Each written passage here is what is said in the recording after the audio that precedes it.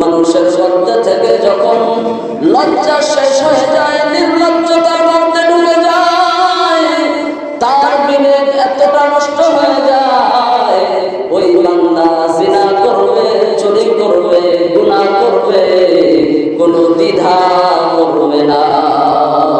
আল্লাহ নবী সাল্লাল্লাহু আলাইহি ওয়াসাল্লাম বলেন, আল হায়াউ শুবাতুম মিনাল ঈমান, বলে লজ্জা ঈমানের অঙ্গ।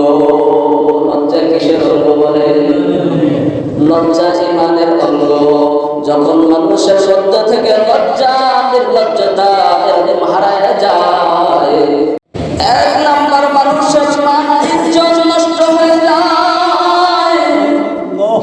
বলে মান ইজ্জত নষ্ট হয়ে যায়। তারপরেও কেন মানুষ জিনার কাজে লিপ্ত হয়, কেন ব্যভিচারে লিপ্ত হয়, এই বিষয়